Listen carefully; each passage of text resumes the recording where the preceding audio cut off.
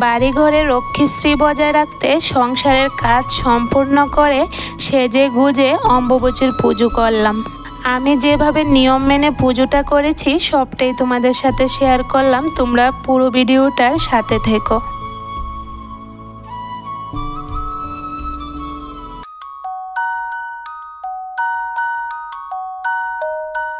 রাধে রাধে বন্ধুরা, good morning. কেমন আছো তোমরা সবাই? আশা করি যে যেখানে আছো ভালো আছো, সুস্থ আছো। আমরাও ভীষণ ভালো আছি। মতন উঠে গেলাম একদম সকাল ঘুম থেকে। তো ঘুম থেকে উঠে কিন্তু প্রথমে স্নানটা সেরে নিয়েছি। তবে আজকে কিন্তু অম্বুবাচীর লাস্ট দিন, মানে বুধবার।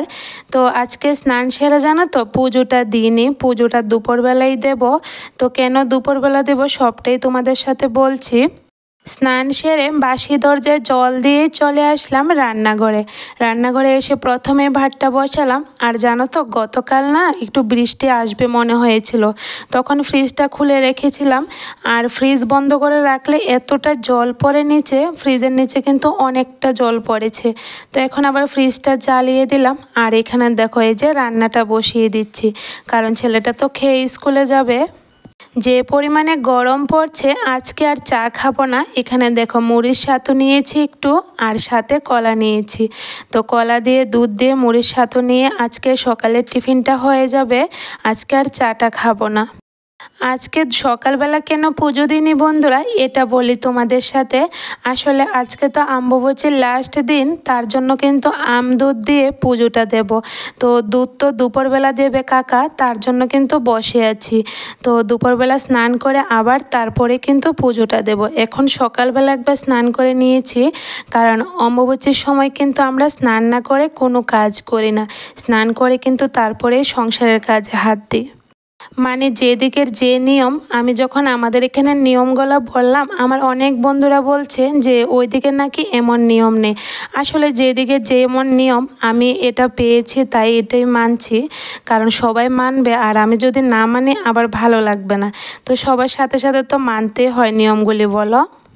আজকে লাস্ট, আগামীকাল থেকে আর স্নান করতে হবে না। তো দেখো এই যে সকালে টিফিনটা করে এই কতগুলো কাপড় ভিজালাম।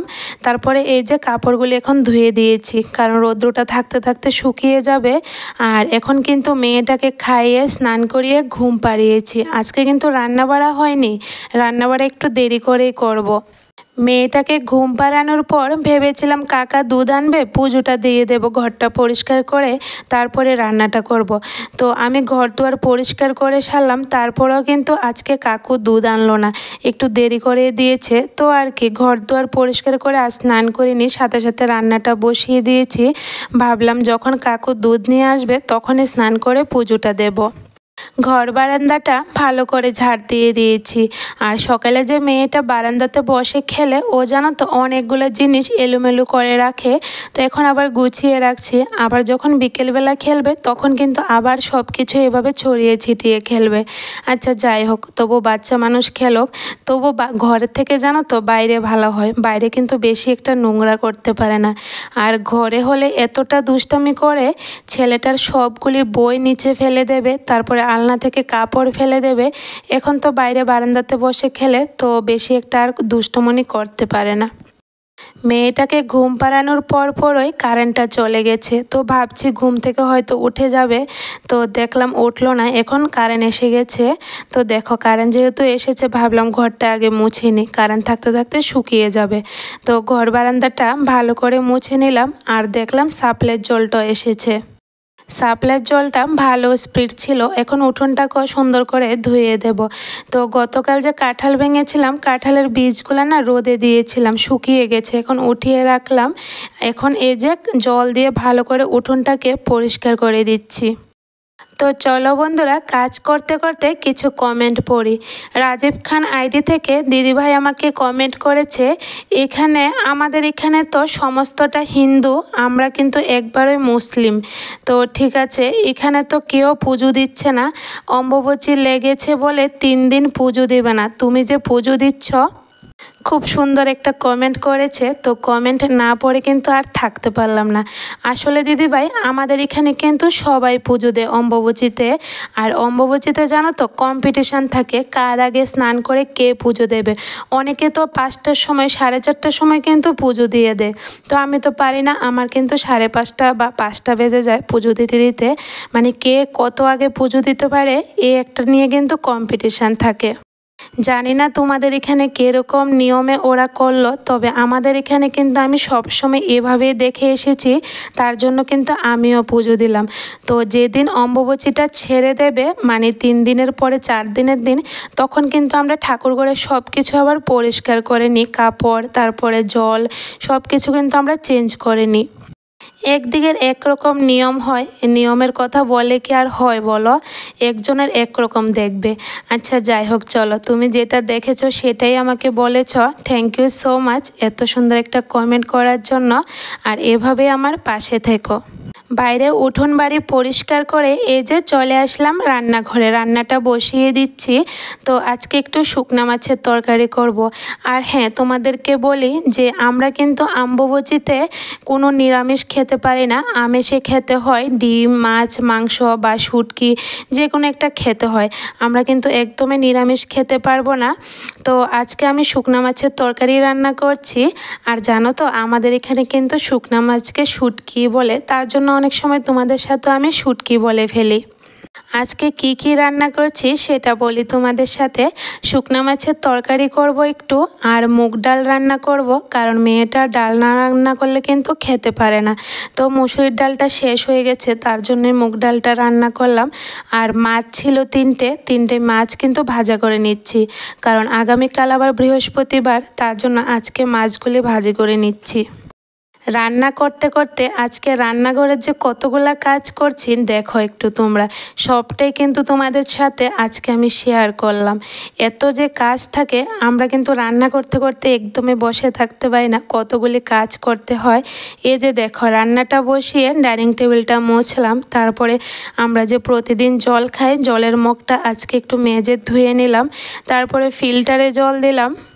এখন বাসনগুলি গুছিয়ে নিচ্ছি, এর মাঝখানে কিন্তু বাসনগুলিও ধুয়ে নিয়েছি, কতগুলো বাসন জমেছে দেখলে তো। তো এদিকে বাসন গুছাতে গুছাতে ডালটাও হয়ে গেছে, এখন ডালটা নামিয়ে নিলাম। আর শুকনা মাছের তরকারিটাও কিন্তু রান্না হয়ে গেছে, একদম শুকনা করে কিন্তু রান্না করেছি। একা হাতে আমরা গৃহিণীরা যে কত দিকে সামলাতে হয় সেটা একমাত্র আমরা গৃহিণীরাই কিন্তু বুঝতে পারি। তো এতগুলা কাজ করে আমার জলের পিপাসা পেয়ে গেছে, জানো তো কতটা গরম পড়ছে। তো একটা গ্লাস জল খেয়ে নিলাম, এরপরে ধরলাম আবার কাজে। আর কাজ করছি, বারবার বাইরের দিকে তাকাচ্ছি কখন কাকুটা দুধ নিয়ে আসবে, কারণ জানো তো মেয়েটাও ঘুম থেকে ওঠার সময় হয়ে যাচ্ছে, এখন অবধি কাকুটা দুধ আনছে না, আর পুজোটাও দিতে পারছি না। রান্না শেষে এখন ঘরটাও পরিষ্কার করে নেব। তো চলো একটা বোনের কমেন্ট শেয়ার করি। করুণাবালা আইডি থেকে বোন আমাকে কমেন্ট করেছে, অনেক সুন্দর হয়েছে দিদিভাই, একদম তুমি বলছো তোমার সুন্দর না কথা, কিন্তু তোমার কথা খুবই সুন্দর হয়। আমার হাজব্যান্ড বলে যে দিদিভাইয়ের কথাটা খুব সুন্দর। অনেকেই বলে জানো তো আমার বয়স শুনতে ভালো লাগে, তবে জানি না, আমার কাছে কিন্তু অন্যরার ভিডিও যখন আমি দেখি ওদের বয়সগুলো শুনি, তখন যখন আমার বয়সটা আবার শুনি আমার কিন্তু ভালো লাগে না। আমার যেমন মনে হয় আমার গলাটা একটু মোটা বয়সটা ভালো লাগে না। আর অন্যদের ভিডিওগুলি যখন শুনি না, বয়সগুলো এতটা সুন্দর হয়, আমার এত ভালো লাগে কি বলবো। ওদের মতো অনেক চেষ্টা করি কথা বলার, তারপরেও পারি না। তো আচ্ছা যাই হোক, যেমন পারি তেমনই তোমাদের সাথে শেয়ার করি। তো তোমার হাজব্যান্ডের ভালো লেগেছে এ জেনে খুব খুশি হয়েছি বোন। গতকাল যে ফ্রিজটা বন্ধ করে রেখেছিলাম তোমাদেরকে তো বললামই, জল পড়েছিল। এখন দেখো এই যে মুছছি, কতবার যে এই জায়গাটা আমাকে মুছতে হয়েছে, জলটা পরিষ্কার করলাম। আর আজকে রান্নাঘরটা কিন্তু হাতেই মুছছি। সপ্তাহে একবার যদি এভাবে আমরা হাতে মুছি না ঘর, তাহলে কোনাকানিগুলো কিন্তু একদম ভালো করে পরিষ্কার করে নিতে পারি। তো প্রতিদিনই স্ট্যান্ড দিয়ে মুছি, তবে একবার চেষ্টা করি আমি হাতে মোছার। তো আজকে রান্নাঘরটাকে হাতে মুছে একদম পরিষ্কার করে নিয়েছি। রান্নাঘর পরিষ্কার করতে করতে দেখলাম কাকু দুধ নিয়ে আসলো, মনটা ভীষণ খুশি হয়ে গেছে। আর একটা কাজও কিন্তু করিনি, ঘরটা পরিষ্কার করেই চলে গেলাম স্নানে। স্নান সেরে এসে একটা শাড়ি পরলাম, লাল কালারের শাড়ি, কারণ আজকে যেহেতু অম্বুবাচীর শেষ দিন, তার জন্য একটু কিন্তু সেজে গুজে তারপরেই পুজোটা দেব। মেয়েটা ঘুমাচ্ছে বলে কিন্তু আমি শাড়ি পরে সেজে গুজে পুজো দিতে পারছি। ও যদি সজাগ থাকতো তাহলে তো একদমই হতো না, আলতা পরা বলো বা আচ্ছা ঠিক আছে শাড়িটা পরা যেত, তবে আলতা পরা কিন্তু একদমই হতো না। তো দেখো আজকে যেহেতু অম্বুবাচীর লাস্ট দিন, আলতা পরে কিন্তু পুজোটা দেব, তাহলে খুব ভালো, সংসারের জন্য ঘরের জন্য অনেকটা ভালো। বাড়ি ঘরের লক্ষ্মীশ্রী বজায় রাখতে সংসারের কাজকর্ম কিন্তু সম্পূর্ণ করা হয়ে গেছে আমার। এখন সেজেগুজে অম্বুবাচীর পুজো করব। আমি যেভাবে অম্বুবাচীতে পুজো দিয়েছি ঠাকুরের, এটাই তোমাদের সাথে শেয়ার করেছি। এখন হয়তো অনেকেই কমেন্ট করবেন যে দিদিভাই এভাবে দেয় না, আমাদের এখানে আরেক রকম দেয়। তো তোমাদেরকে প্রথমেই বলি, অনেকের অনেক রকম নিয়ম থাকে কিন্তু, তো আমার বাড়িতে আমার ঘরে আমি যে নিয়মে কাজ করি সেটাই কিন্তু তোমাদের সাথে শেয়ার করি। যেহেতু আমার প্রতিদিনের কাজকর্মের ভিডিও তোমাদের সাথে শেয়ার করি, তো আমি যা যা করি তাই কিন্তু তোমাদের সাথে শেয়ার করি। এখানে দেখো সুন্দর করে পুজোটা রেডি করে নিলাম, আর আমটাকে ছোট ছোট করে কেটে আম দুধ দিলাম। দুধটা কিন্তু কাঁচাই ছিল, সাথে ঘি, মধু আর ফুল আর তুলসী পাতা, সাথে চন্দন তো দিয়ে সুন্দর করে ঠাকুরের সামনে ভোগটা সাজিয়ে দিলাম। তো চলো এখন পুজোটা করে নিই। লক্ষ্মী মাকেও সিঁদুর পরালাম আর আমিও একটু সিঁদুর পরে নিয়েছি। তো দেখো এখানে আমার পুজো দেওয়া হয়ে গেছে। এখন বাইরে ঘরে ভালো করে ধূপ ধুনা দিয়ে দিচ্ছি। প্রথমে ভেবেছিলাম আজকে ধূপ জ্বালাবো, তো আমার ছোট্ট সোনাটা ঘুম থেকে উঠে গেছে, তার জন্য আর ধূপটা জ্বালালাম না, ধূপকাঠি দিয়ে পুজোটা দিচ্ছি।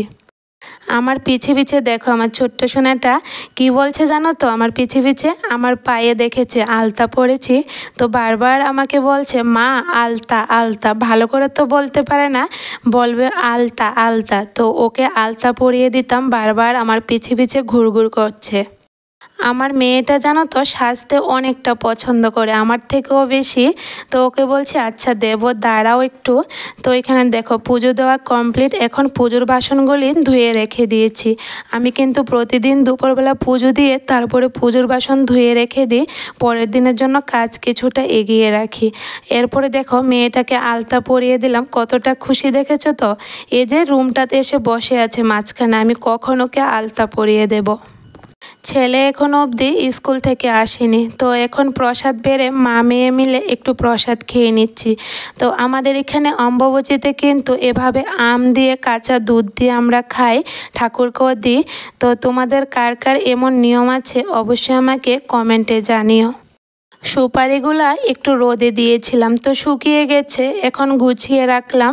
আর দেখো এখানে কয়েকটা কাপড় না আগোছালো হয়ে আছে, এখন সবকটা কাপড়ও গুছিয়ে রাখছি। যেহেতু হাতে একটু সময় আছে তার জন্য ভাবলাম কিছু কাজ করে যাই।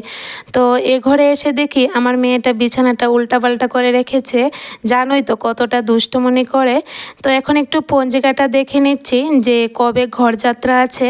তো ঘরযাত্রার জন্য পঞ্জিকা কেন দেখছি সবটাই তোমাদের বলছি।